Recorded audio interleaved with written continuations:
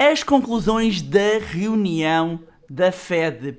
Qual o caminho que o Banco Central Europeu irá tomar nos próximos tempos? A inflação que continua aqui a pairar alguma incerteza e também os resultados da Tesla. Isto e muito mais no nosso Market to Market de hoje. Fique desse lado.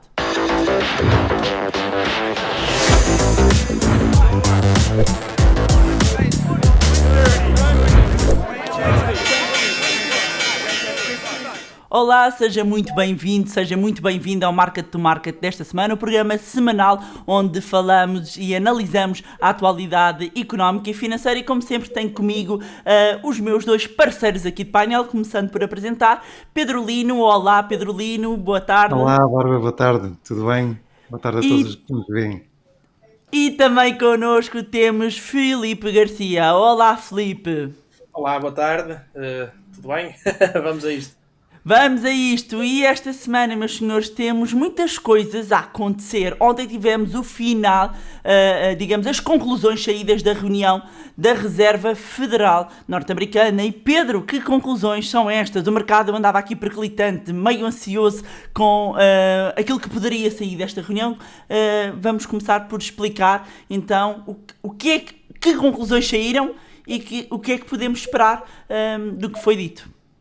Bem, a principal conclusão, acho que não surpreendeu ninguém, tem a ver com a alteração da política monetária. Ou seja, chegámos ao fim de um ciclo de uma política monetária acomodatícia, ou seja, taxas de juros zero e compra de ativos quase ilimitada, que foi o que nós tivemos nos últimos 2 anos pós-pandemia. E esse ciclo terminou e a Reserva Federal deixou bem claro, ao contrário que já lá vamos da Europa, o ciclo dos Estados Unidos é completamente diferente.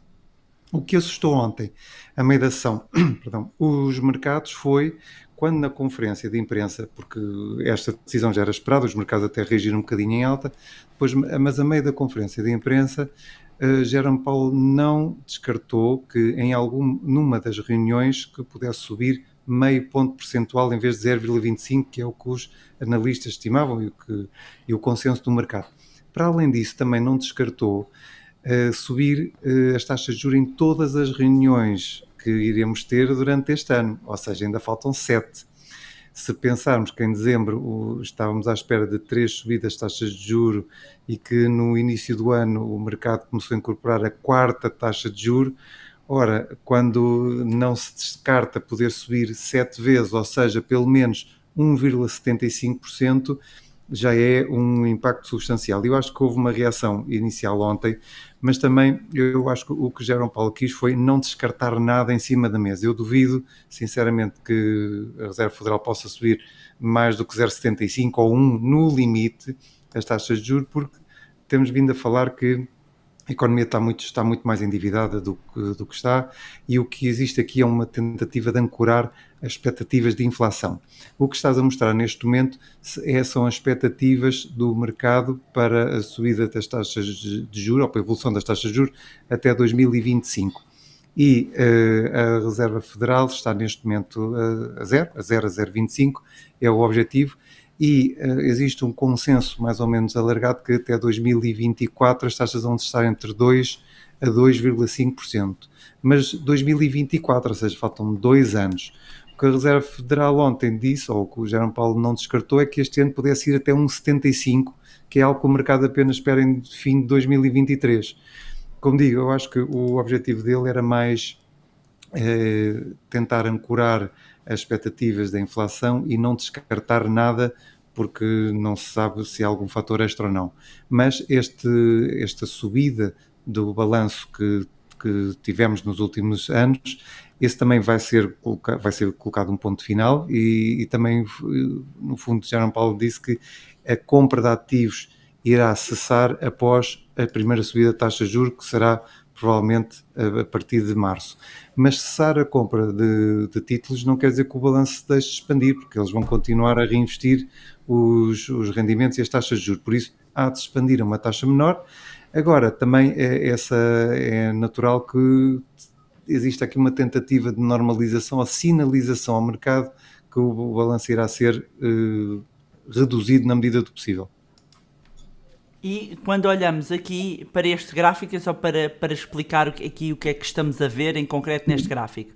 No último mês, principalmente, o mercado já incorporou uma subida das taxas de juros, pelo menos de 4 subidas este ano, o que significa que, se as empresas forem hoje ao mercado, pagam já mais pelas emissões, não é preciso esperar pela Reserva Federal. E o que este gráfico demonstra é, cada vez que os valores estão num nível mais baixo, significa que é mais difícil às empresas, ou é mais... as condições de concessão de crédito são mais apertadas, por assim dizer, e cada vez que estamos no limite superior, significa que existe uma facilidade de crédito absoluta. E o que nós estamos a ver é uma inversão do nível de facilidade que existia para um nível mais rigoroso que os bancos irão ter, de condições condições de crédito mais caras para as empresas e para as famílias e para os bancos. Por isso é uma inversão do ciclo, que no fundo foi a mensagem que Jerome Paulo nos deixou ontem. Vamos ver a velocidade desta inversão. Muito bem. E Filipe, perguntava-te, surpreendeu-te o anúncio e o posicionamento aqui no fundo da Reserva Federal anunciado ontem? Olha, a mim o que me surpreendeu foi um bocadinho a unidirecionalidade do discurso, ou seja, nós estamos habituados que nas reuniões de bancos centrais o discurso seja sempre um bocadinho ambíguo, abrindo as portas um bocadinho a tudo, em português popular, dar uma no cravo, outra na ferradura, e aquilo que nós vimos ontem foi praticamente só dar no cravo, ou seja, houve sempre o foco ou a preocupação em que o foco estivesse sempre em dar a noção ao mercado que se iria subir juros e que se iria subir os juros até várias vezes. Eu retive algumas frases que penso que vale a pena citar de Jerome Powell, uma delas a dizer que os salários subiram a um ritmo como já não se via há muitos anos, ou seja, a mostrar preocupação com essa situação. Disse também que o mercado de trabalho está muito, muito forte, ou seja, ele repetiu mesmo a palavra 2 vezes, e isto é relevante porque nós até já temos vindo a falar aqui sobre isso, que a chave para se perceber se a inflação é ou não um fenómeno transitório é que se contamina ou não os salários. Porque à medida que a inflação chega aos salários, aí o fenómeno torna-se mais permanente. E fiquei com a sensação que Jerome Powell, ao querer falar tanto de mercado de trabalho e de salários, nos quis transmitir a ideia de que a inflação não é um fenómeno tão transitório quanto isso e que é por isso que a Fed se vê obrigada a subir taxas de juros. O mercado já começa a descontar, lá está, ligeiramente mais de 4 subidas. O dólar, por exemplo, reagiu em força. Temos o dólar face ao euro em máximos de junho de 2020, o que já é bastante relevante, já abaixo de 1,12. Agora, eu continuo um bocadinho cético relativamente a este tema de que subir as taxas de juro vai ajudar a contornar este espectro inflacionista, porque me parece que as origens da inflação, e falaremos disso um bocadinho mais tarde, talvez não se combatam com os juros mais altos, pior, talvez os juros mais altos até possam vir a incrementar esse fenómeno inflacionista. E fecharia com esta ideia, os mercados financeiros nos últimos anos tiveram, enfim, uma grande exuberância, também em parte devido aos enormes estímulos fiscais e monetários que têm chegado. É natural que, se os mercados começarem a ver que os estímulos vão diminuir, quer fiscais, quer monetários, também fiquem menos exuberantes, e isso explica um pouco as correções que temos tido. E nesta sequência, então, os mercados, quando olhamos para este gráfico, vemos aqui este gráfico que mostra o quê, Pedro? Mostra os janeiros de cada ano, e o SP500, se fechasse como estava na segunda-feira, tinha o pior ano desde 1920. Neste momento está com uma queda de cerca de 8%, vamos ver se até fim do mês consegue recuperar uma parte das quedas, mas mesmo assim, um janeiro com 8%, nós temos que recuar até 1938 e até 2008, quando tivemos a grande crise financeira. Ou seja, está a ser um início do ano bastante negativo, que nós não víamos há muito tempo, e eu ainda achei que o Jerome Powell ontem se contivesse um pouco com as palavras, porque nós não nos podemos esquecer que 56% dos americanos, ou cerca de 149 ou 152 milhões de americanos, têm dinheiro no mercado financeiro. mercado. E o facto de, é verdade, os salários estão a subir e ele está muito preocupado com isso, mas os americanos também são muito levados a consumir consoante o aumento da riqueza. E se o mercado começa a baixar de uma forma consistente, vamos ter uma diminuição do consumo, uma pressão para diminuir o consumo, porque os americanos ao fim do mês vão ver menos dinheiro nas suas contas, seja de corretagem, seja de investimentos.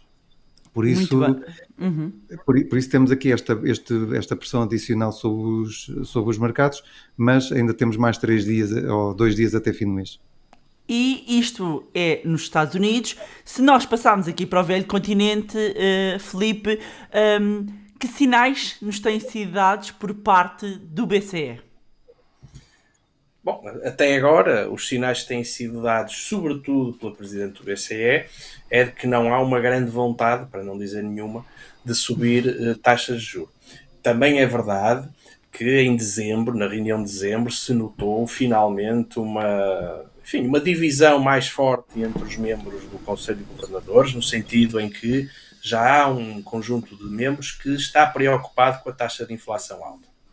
E, portanto, deu-se a entender que esse seria um assunto a ser discutido, e o BCE também deu a entender que iria reduzir os seus programas de compras de ativos. Mas uma coisa é a redução de compra de ativos, que está agora a ser equacionada, outra coisa é a subida dos juros.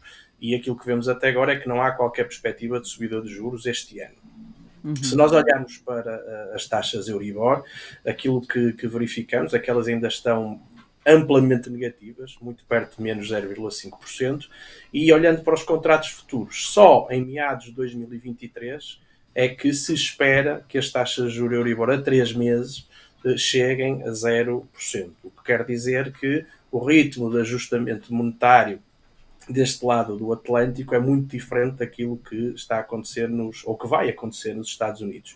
É evidente que nós podemos perguntar um bocadinho o porquê de tudo isto.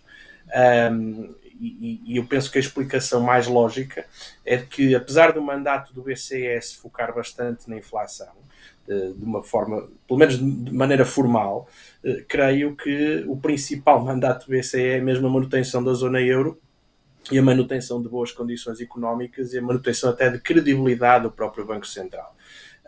E nós vivemos numa Europa que é muito endividada, que tem uma grande fragmentação, uma grande dispersão de níveis de dívida dentro de si, e uma subida dos juros, sobretudo se for demasiadamente rápida, poderá provocar dificuldades nos países mais endividados, e pensamos naturalmente em Itália, em Portugal, na Grécia, até certa medida em Espanha, e creio que uma parte importante, vamos chamar-lhe da apatia do BCE, está efetivamente relacionada com esses problemas que podem ir vir. E já agora, aquilo que nós conseguimos ver nesta fase é que, mesmo com o BCE relativamente quieto, ou bastante quieto em termos de alterações de política monetária, as taxas de juros de Itália já estão em máximos de junho de 2020 nos 1,4%. Portugal também está perto desses valores, leia-se de junho de 2020, estamos nos 0,63%, Espanha está nos 0,7%, e mesmo os bundes alemães também já estão perto de zero, o que significa máximos desde meados de 2019. Portanto, em resumo, a situação é bastante diferente dos dois lados do Atlântico, e creio que isso também explica, em grande medida, a força do dólar face ao euro que se tem verificado nas últimas semanas e, sobretudo, nos últimos 2 dias. Pedro, como é que tu olhas então para este posicionamento do BCE? Eu acho que o BCE não tem grande alternativa, e acho que, por um lado, o mandato é a inflação, mas eu acho que o principal é manter a zona euro unida, tal como Mário Draghi fez em 2012, salvar o euro a todo custo. E eu acho que este aumento das taxas de juros nos Estados Unidos tem um efeito, e a perspectiva de, mesmo que muito lentamente, a subida da taxa de juros venha a acontecer na Europa, tem um efeito imediato na periferia. E o que vemos é os spreads da periferia a alargarem, significa novamente a percepção de risco. Ora, isso é algo que o BCE não vai querer e que vão tentar lutar, que é a periferia ser novamente vista como uma zona de risco. Nós não trouxemos hoje, mas há um país que pagava menos que a Itália, que neste momento já paga bastante mais, que é a Grécia. A Grécia, que ainda chegámos a falar aqui, que como é que era possível estar a pagar bastante menos que a Itália, as taxas de juros já estão quase a 1,90 a 10 anos. Se pensarmos que já tiveram 3 resgates, que continuam com 185% do PIB de dívida sobre o PIB, e as taxas começam a subir novamente, isto vai ser uma pressão na zona euro, não digo já, nem no próximo ano, mas mais cedo ou mais tarde, infelizmente, esta dicotomia que existe dentro da União Europeia, da zona euro, vai voltar a aparecer nos radares. E o tema da inflação continua também aqui muito no ar, não é? Tem vindo a ser um tema recorrente. E há várias causas, e nós temos vindo aqui a falar que várias causas que podem estar, digamos, quase que na origem, não é? Deste aumento da inflação. Filipe, o que é que continua aqui, o que é que tem vindo a continuar a pressionar os preços? Bom, os preços têm vindo a ser pressionados em alta por vários fatores, desde logo e pegando se calhar naquilo que agora está a ser mais importante, que é a subida dos preços da energia. Nós hoje temos novamente o barril de Brent acima de $90 por barril. Vamos comparar isto com aqueles níveis de abril de 2020, em que o petróleo, no caso o crudo, chegou a ter níveis negativos, portanto, para ver como as coisas mudam em tão pouco tempo. Mas efetivamente não se vê uma inversão ou uma possibilidade de inversão nesta subida do preço do petróleo. Os $100, que até algum tempo atrás pareciam assim, um valor um bocadinho irrealista, estão a pouco mais de 10% e, portanto, esse é um dos aspectos relevantes. Outro aspecto importantíssimo, naturalmente, é o problema logístico, quer ao nível da escassez de produtos intermédios, quer ao nível do transporte dos mesmos, e nós tivemos aqui temos uma situação em que o custo de mover mercadorias de um lado para o outro continua altíssimo. Este é o gráfico do índice de fretes em contentores e, portanto, de barco, em que nós vemos que estávamos em 2020 na casa dos $1.500 e agora estamos perto dos $10.000, já fomos a $11.000, e tem que se compreender como isto afeta efetivamente as operações. Aliás, as operações estão de tal forma complicadas nesta fase que até há uma notícia muito interessante que surgiu esta semana de que a MSC, que é uma das maiores empresas do mundo, enfim, a tratar carga, teve que suspender parcialmente as operações no Porto Santos, no Brasil, devido simplesmente a isto, devido a que os traficantes de drogas estavam a tentar colocar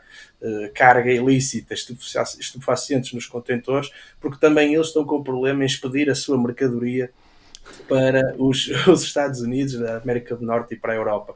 Isto para se ver como realmente afeta todas as atividades económicas, lícitas ou ilícitas. O gráfico que estavas a mostrar serve apenas para, enfim, tirar um bocadinho aqui alguma confusão que às vezes me surge, ou melhor, surge por perguntas que me fazem, porque as pessoas olham muito para este Baltic Dry Index, que no fundo é também um índice de fretes, só que é de carga seca, ou seja, de porão. Estamos a falar de navios que, por exemplo, levam grãos, cereais e, portanto, que enchem o porão. Esse índice está a baixar bastante.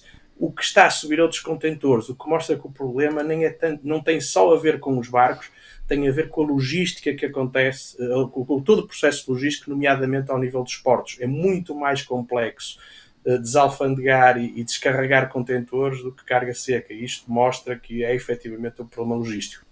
E depois há um outro tema importante, que é o tema da disponibilidade de trabalhadores, ou seja, aquilo que falávamos há bocadinho, os salários estão a subir e sobretudo há falta de trabalhadores.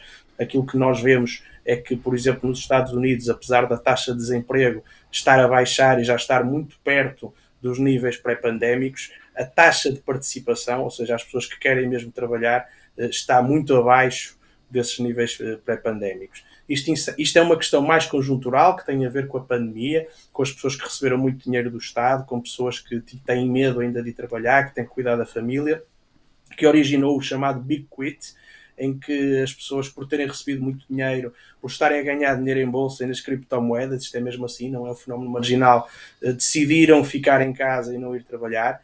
Isto também está, efetivamente, a fazer com que digamos, haja aqui uma dificuldade logística também ao nível dos salários. Tudo isto está a contribuir para a inflação e é por isso que o fenómeno parece ser cada vez menos transitório. E também tivemos recentemente, Pedro, a revisão em baixa do crescimento mundial. E este gráfico acaba por ilustrar isso mesmo, não é? Sim, no fundo, a revisão em baixa do crescimento mundial tem um pouco a ver com estes fatores que o Filipe acabou de enunciar, porque quando temos uma economia mundial que está a enfrentar constrangimentos, principalmente em termos de fornecimento, seja de matérias-primas, seja de produtos já acabados, isso acaba por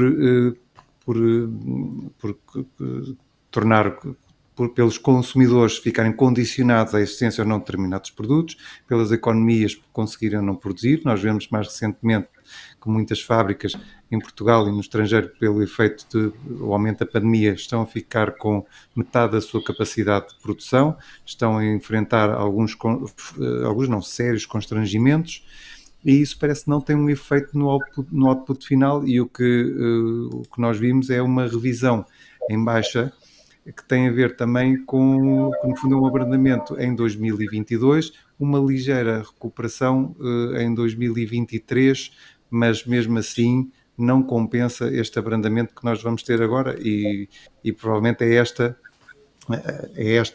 é um problema que nós vamos ter no próximo ano, é este abrandamento, e a China, pelos fatores também que já falámos no market-to-market anterior, que o efeito do mercado imobiliário, a falência de algumas empresas, tem vindo a prosseguir uma política monetária completamente diferente, que é de redução das taxas de juros. Aliás, houve até aviso esta semana para que a Reserva Federal tivesse, avisos saídos da China, para que a Reserva Federal tivesse cuidado com a inversão do ciclo das taxas de juros nos Estados Unidos. Porquê? Porque a economia chinesa neste momento está perante um abrandamento, e por isso é que vimos esta semana o Banco Central Chinês a baixar as taxas de juros, e a perspectiva do mercado é que, é o que estavas a mostrar, até 2024 continue a baixar num ciclo de baixa taxas de juros, dos 3% até aos 2,5%, para tentar revitalizar a economia e manter um crescimento entre os 5% e 6%. Provavelmente agora será difícil, tendo em conta os constrangimentos, o facto da guerra comercial entre Estados Unidos e China não ter sido resolvida, e isso tem um impacto no crescimento mundial. E Filipe, para ti já era expectável esta revisão em baixa do crescimento mundial? Sim, acho que o FMI chega tarde, não é? Porque efetivamente já havia imensos sinais, e depois outras instituições como o Banco Mundial ou a OCDE já tinham feito cortes. Creio que há aqui um aspecto relevante que tem a ver com a diminuição dos estímulos à economia neste pós-pandémico, ou seja, é verdade que poderá vir a existir uma recuperação da atividade, tendo em conta o fim dos constrangimentos, o fim das restrições, mas o ano 2020, os anos 2020 e 2021 foram marcados por muitos estímulos, taxas de juros a zero, estímulos monetários a rodos, pacotes fiscais, subsídios, dinheiro entregue literalmente às famílias. Isso vai acabar e, portanto, por si só também constitui um fator de desaceleração. E já agora também notar que todas as previsões destas grandes instituições mostram que os mercados emergentes terão um efeito mais, digamos, mais deprimido de tudo isto, ou seja, vão crescer menos do que as economias desenvolvidas, o que para mim tem uma leitura que é de sempre, que é todas as crises agravam as desigualdades, e esta não deixa de ser assim também. E muito bem, agora é tempo de Market Update.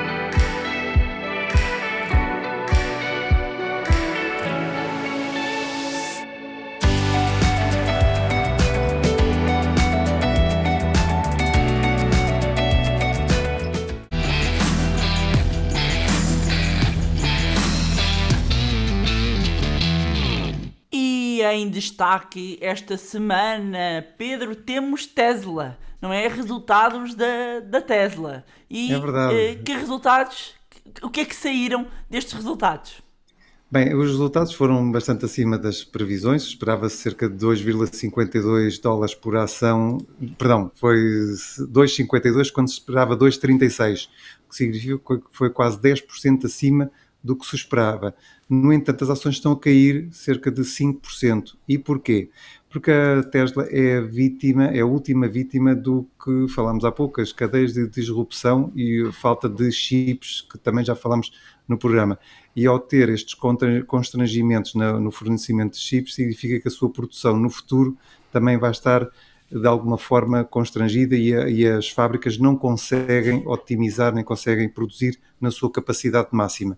E isso, mais uma vez, é o que influencia as cotações, não é tanto os resultados passados, que foram muito bons, os resultados por ação cerca de 10% superiores ao máximo, as receitas também foram cerca de 17,7 mil milhões, quando era esperado 16,5, ou seja, mais 1,2 mil milhões de dólares, mas o mercado olha para o futuro. E o futuro que está a dizer é que durante 2022, perante este constrangimento na entrega de chips, também a empresa tem o seu crescimento mais limitado, não conseguirá provavelmente atingir ou superar os objetivos a que se propôs. Filipe, também olhas aqui para este problema dos chips, não só como uma ameaça aqui para a Tesla, pelo menos neste ano? Olha, eu acho que Pedro, relativamente a isso já disse tudo. Eu aproveitava aqui para tirar assim uns ângulos um bocadinho diferentes. Eu me quis socorrer aqui da Cábula, também não sei este corte, porque realmente os resultados serão mesmo muito bons. Agora, a primeira coisa, até antes da Cábula, que é a Tesla é uma das empresas que mais subiu nos últimos anos e que mais aproveitou, mais surfou esta onda de euforia nos mercados. E, portanto, também quando temos correções é absolutamente natural que seja uma das empresas que depois acabe por sofrer mais em termos de cotações. Mas o que é que eu queria dizer? As empresas de research gostaram genericamente dos resultados e subiram price targets, mas ainda assim para níveis abaixo dos preços de mercado. Não deixa de ser curioso, ou seja, continuam a dizer que o preço-alvo das ações é abaixo daquilo que ela cota hoje. De resto, retive aqui umas coisas engraçadas sobre o que o próprio Elon Musk disse depois, que acha que o volume de vendas vai crescer mais 50% no próximo ano, apesar de todos estes constrangimentos, que vão conseguir finalmente ter veículos totalmente autónomos neste ano, vão conseguir chegar a esse patamar, ou seja, não só de condução assistida, mas de condução totalmente autónoma. E outra que também me pareceu bastante relevante e que entra com um tópico que eu gostaria muito de falar num dos próximos mark-to-markets, que são os grandes drives demográficos e as grandes tendências demográficas, porque ele considera que, do ponto de vista das operações, a sua grande prioridade é a de desenvolver, ou melhor, de aprimorar o desenvolvimento, que isto já está a ser feito, de robôs humanoides até ao final de 2023, que consigam fazer tarefas muitíssimo semelhantes àquelas que os humanos fazem. Isto é um tema muito relevante, porque o Elon Musk tem muitos defeitos, é um excêntrico, mas que o homem tem visão, acho que é um bocado inegável. E, portanto, ele sabe muito bem para onde é que quer ir, e estes constrangimentos demográficos e ao nível das forças de trabalho, que já se vão sentindo um pouco em todos os setores, também se sentem no setor automóvel e nas fábricas da Tesla em concreto. E, portanto, achei curioso que na entrevista, digamos, ou na conferência de imprensa de resultados se falasse deste tema. Elon Musk, além da inovação, tem uma grande criatividade nos seus tweets, não é? Agora é tempo do nosso consultório.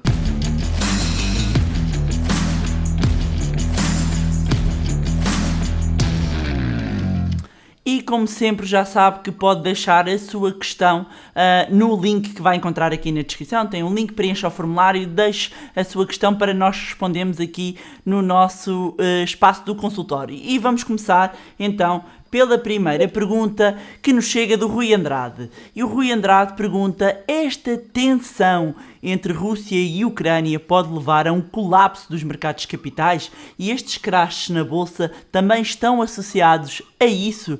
Obrigada. Filipe, o que é que nós podemos responder ao Rui? Rui, ainda bem que faz essa pergunta, porque este é um daqueles temas que é tão importante e nós ainda não tínhamos conseguido metê-lo aqui na emissão de hoje. Portanto, ainda bem que ele aparece. Assim, eu nem diria tantas tensões entre a Rússia e a Ucrânia, eu diria mais tensões entre a Rússia e o Ocidente, não é? Acho que é aí que está efetivamente a questão, porque isto tem tudo a ver com a NATO, a relação entre a NATO e a Rússia. Sim, eu diria que afeta a confiança, em primeiro lugar, e é evidente que se tivermos uma escalada, enfim, brutal em termos de uma invasão de mais uma parte substancial da Ucrânia, parece-me que isto vai afetar bastante os mercados. No entanto, tenho que dizer duas ou três coisas. Em primeiro lugar, em determinado momento, penso que em 2014, penso que foi 2014, a Rússia invadiu a Crimeia, e os mercados não colapsaram por causa disso. O segundo aspecto que me apetece aqui dizer é que acho que estas correções têm muito mais a ver com aquilo que estivemos a falar até agora, ou seja, com a diminuição de estímulos monetários e fiscais que se prevê para 2022. E finalmente, as últimas notícias dão a entender que, apesar deste jogo que se fala muito, até há uma expressão em inglês que é o brinkmanship, que é de esticar a corda de alguma maneira entre as partes, fico claramente com a sensação que não é do interesse de ninguém chegar a uma situação muitíssimo mais complicada do que aquela que está. Putin também tem um conjunto de objetivos internos a cumprir. A popularidade de Vladimir Putin está em níveis muito baixos e é preciso compreender que isto ajuda também a puxar esses níveis de popularidade para cima. E já agora a mesma coisa do lado dos Estados Unidos. O presidente não está propriamente com níveis de popularidade por aí além e é sempre bastante cómodo encontrar um inimigo externo para tocar a reunir e termos, digamos, um incremento na popularidade. Portanto, eu diria que não deverá acontecer nada de muito grave, não parece que seja para aí que as coisas estejam viradas, mas claro, é um dos grandes assuntos a ver este ano. Muito bem. E agora passamos então à segunda questão.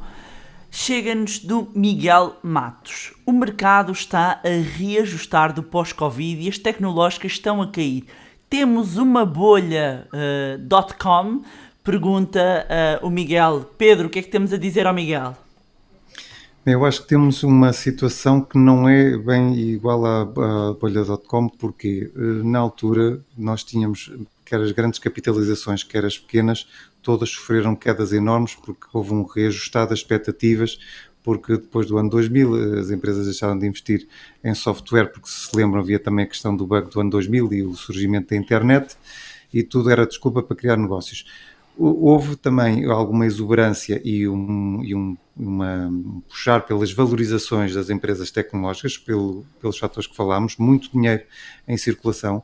Já houve uma correção muito substancial nas pequenas e médias empresas. Aliás, se olharmos para o índice Nasdaq, o índice do máximo ao mínimo corrigiu cerca de quase 20%, mas as pequenas e médias empresas corrigiram já cerca de 50%. Eu pessoalmente acho que começa a existir já valor até nessas empresas, acho que a correção foi demasiado violenta, porque temos negócios que vão crescer muito no próximo ano. Nos próximos anos, nós estamos perante uma disrupção da economia. Ainda há pouco estávamos a falar dos humanoides. Ora, para termos robôs humanoides, estamos a falar que precisamos de uma infraestrutura tecnológica completamente diferente, precisamos de ESG, cibersegurança, a questão dos pagamentos digitais está para ficar, e houve empresas que, claro que ligadas a estes setores, que estavam bastante valorizadas porque o mercado só olhava para as empresas de forte crescimento, e o que houve é um pouco água na fervura, e acho que até bem, porque as empresas de valor, ou as empresas da economia mais tradicional, também estavam a ser um pouco subvalorizadas, e estava toda a gente com o foco no crescimento e ficar milionário amanhã.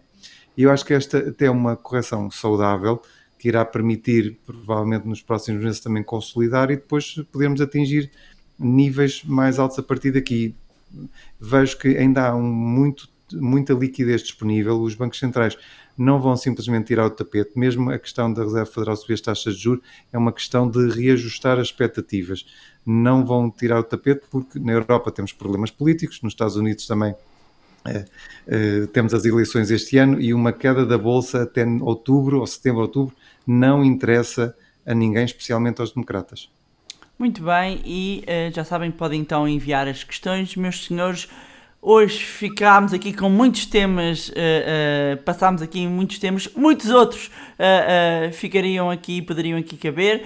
Certamente alguns destes temas vão voltar a ser falados nos próximos dias. Aproveito aqui esta parte final para sempre pedir a quem nos acompanha para não se esquecer de subscrever o nosso programa, subscrever aqui o canal, deixar uma avaliação para que o algoritmo, lá está, pegando aqui na tecnologia, privilegie este conteúdo e para que possamos levar mais e melhor educação e literacia financeira a mais pessoas. E aproveito aqui a nota final para dizer que fica também no link da descrição uma nota para o nosso evento presencial que vai decorrer no dia 30 de Abril, onde estarei com estes dois senhores e muitos mais oradores conceituados do setor financeiro e não só. Investidor em Ação é um programa único de um dia inteiro de uma verdadeira imersão, mas deixo aqui o link. Meus senhores, muito obrigada por mais este momento de análise aqui à atualidade financeira. Encontramos então na próxima semana.